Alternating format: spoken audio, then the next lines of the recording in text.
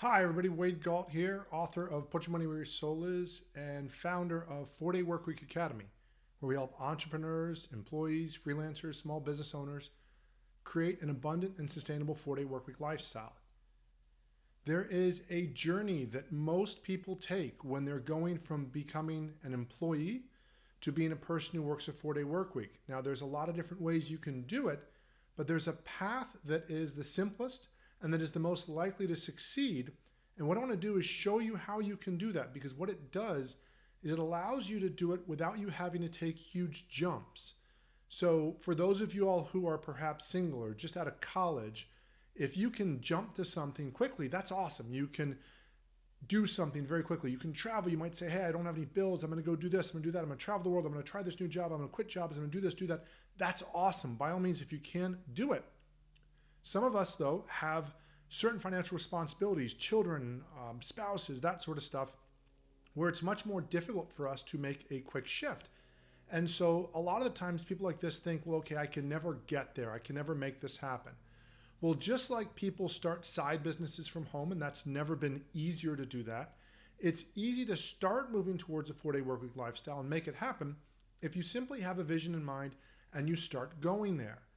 In my case, it took me 22 years after leaving college with a degree to figure out how to not only be an entrepreneur after 7 years, but 15 more years later, for a total of 22 years, to be able to make the money I wanted to make, or at least as much of the minimum that I needed to make to live the lifestyle I wanted. Obviously, always want more. And then also to be able to make myself able to work a 4-day work week and enjoy Fridays off on a consistent basis 80-90% of the time.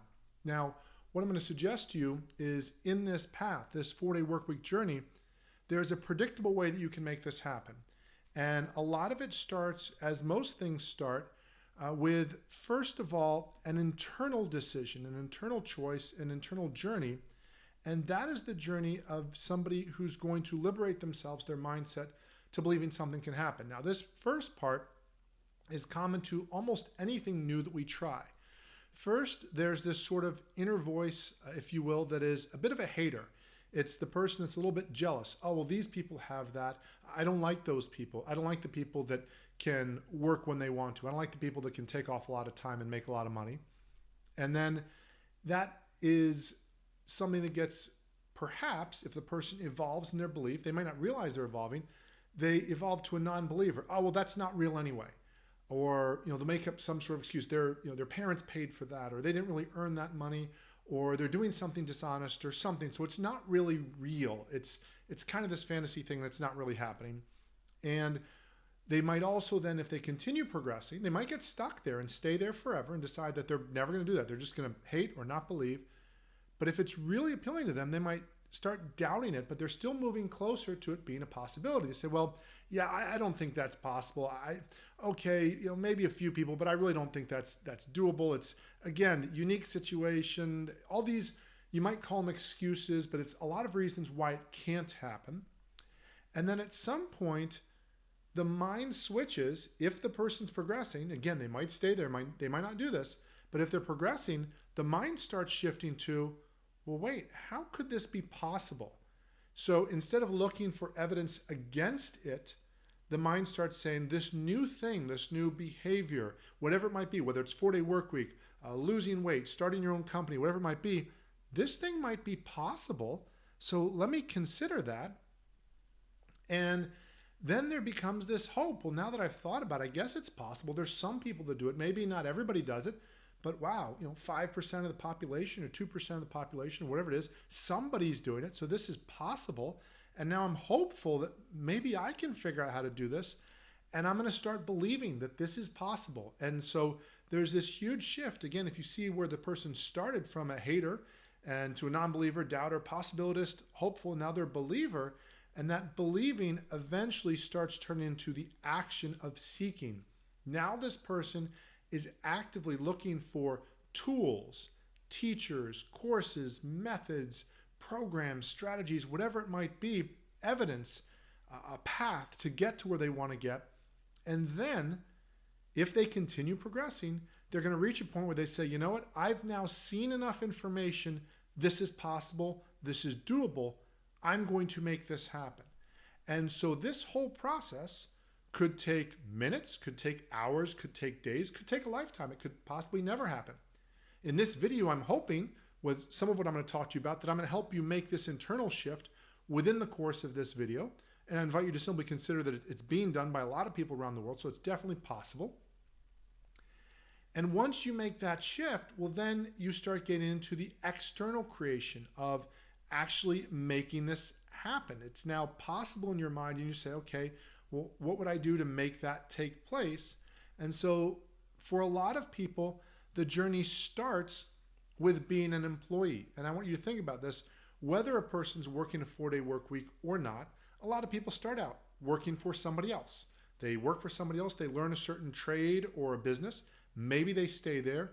If they want more freedom, eventually they might go through this crossover. They start a side business, a side hustle. They do some freelance work. They get a second job. They try to overcome things. And eventually maybe they are able to start their own business. So whether they ever decide to work 4 days or not is part of this equation, but it's not necessary. But there's this progression. So for most people, if you try to just start day one and be an entrepreneur, that's certainly possible, but it's not the easiest route. And so if a person wants to move into this, they can say, you know what, first I'm going to learn what are the habits of these people? How do these people think? These 4-day workweek people. I like the word 4-day workweek pro.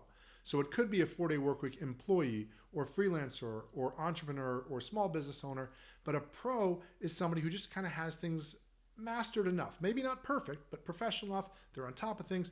How does somebody do this? In an apprentice stage, the focus is on how do you manage your time, the time that you already have? How do you manage the relationships that are in your life? Do you make time for your most important relationships or do you not? How do you manage your money, the money you already have? And how do you manage the material possessions you have? Do they own you? Do you spend a whole lot of time taking care of stuff that you don't even use? Or are you free to enjoy your time? So this apprentice stage, specifically in the 4-day workweek context, is all about what do you do with your time outside of work? And do you make the most of that? Because if you don't make the most of your time outside of work, why would you free up more time? If you already waste money that you make, why would you want to make more money? If you already waste time that you have, why would you want to make more time? So the first thing you've got to be able to do, regardless of whether you're an employee, worker, entrepreneur, freelancer, is to figure out, okay, how do I make the most out of the free time I already have? Whether I'm working 80 hours a week or 60 hours a week or 40 hours a week, how do I make the most of that? And that is the apprentice stage. Once a person's done that, now it becomes a little bit more about what stage they're at. And I use the term worker here. Very often this person's an employee and they need to then figure out how can I get paid to work a 4-day work week and work for somebody else. But the truth is there's 4-day worker habits that apply to entrepreneurs and freelancers and business owners. So as with the apprentice stage, it's not to say you jump over this stage if you're already an entrepreneur. You still need to build on these fundamentals. The same way if you want to do advanced math, you still need to learn to add and subtract. Those may be basic skills, but they're required. And so the 4-day worker stage is all about increasing hourly income, results per hour. And so this person might still work for someone else. They might still be in a situation where someone has a lot of say over what they can do, but they're starting to get control over being able to influence their income by being more productive. And then as they start getting good at this, maybe if they've gotten a good handle on it, they've been able to get their employer to agree to either give them a 4-day work week opportunity, whether it's for the same amount of money or a prorated amount if they really want the freedom. Or maybe they've been able to talk to the employer about giving them conditional rewards. Hey, if I hit these targets, can I earn Fridays off for a quarter or for a week or whatever it might be? And then there's a crossover stage if a person continues evolving in their desire for more freedom.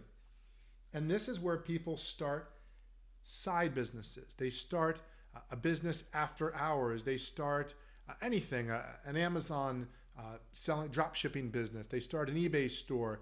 They start doing freelance work for other people. They do side jobs. They start a second job. It doesn't have to be online. It could be in person, whatever it is.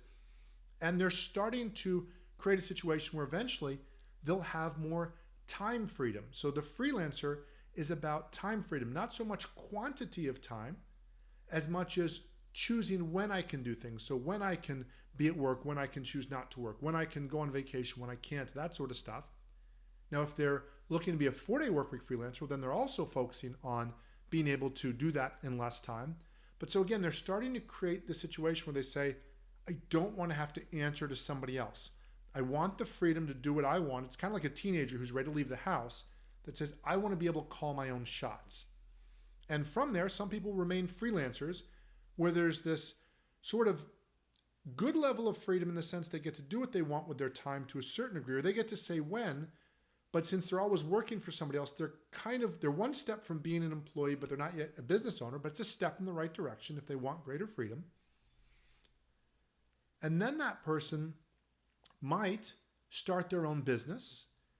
Perhaps they've now let go of working for somebody else directly as an employee. Maybe they still have side jobs or consulting gigs or a few businesses. And they're now looking to be the entrepreneur, that business owner. And the solopreneur is that just simple word that means they're, for the most part, the one person in the business. Maybe they outsource work to freelancers on certain projects, but for the most part, they're the main person. And the focus of the solopreneur is to be able to do all the work, make the income, have the time off to spend with family, friends, to enjoy life, that sort of stuff.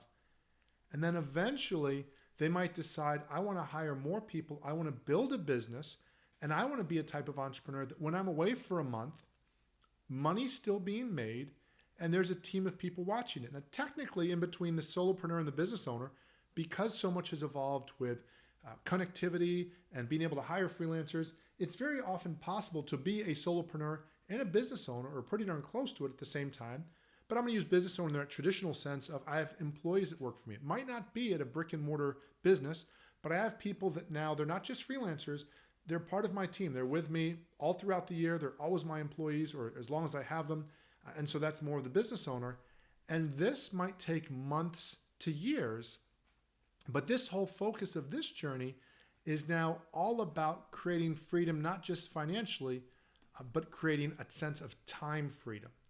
And so what I encourage you to consider is this is just a journey like anything else. The same way at some point you've gone from working and making a certain amount of money, and now you probably make more than that amount of money, or you evolved in a job position or whatever it might be. This is simply evolving in a different way. Instead of the primary focus being on making more income, though that's always a focus, the primary focus is on freeing up time and being able to get the same results in less time, and ultimately more results in less time, and then finding either an employer or an opportunity to freelance or a business of your own where you can get rewarded for being able to get more results in less time.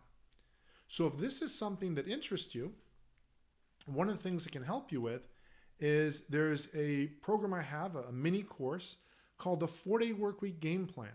And this allows you to start creating your framework, what you want to do.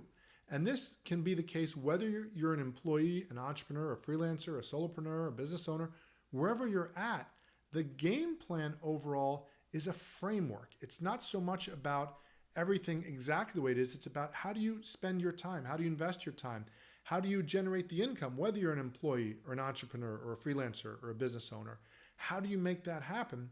And so if you like, you can check that out at 4daygameplan.com, and you can learn how you can do that and make that happen. So I hope you find this helpful. I hope you understand that you can make this happen most likely if you take it on as somewhere you're going. It's kind of like that concept that you're going to figure it out. It might take you longer if you're working on a degree program. Or one of the examples I love that Tony Robbins gives in an audio I listened to of his years ago. If your child couldn't walk, how long would you work to help them figure out how to walk? Well, you'd work with them until they figured it out, because it's that important. If this is extremely important to you, you can continue to work until you figure it out. And so go ahead and let me know whatever I can do for you. But also, if you have the need and you want to get started, go ahead, check out the 4-Day Workweek Game Plan, and you can start creating your game plan based off of a framework that I know works, that I've seen work with freelancers, with small business owners, with entrepreneurs, and a lot of it's what I've done over the years to create my own situation. Thanks so much for coming out. Let me know what I can do to help you, and look forward to helping you create your abundant and sustainable 4-Day Workweek lifestyle so you can better enjoy your family, your friends, and your life. Thank you.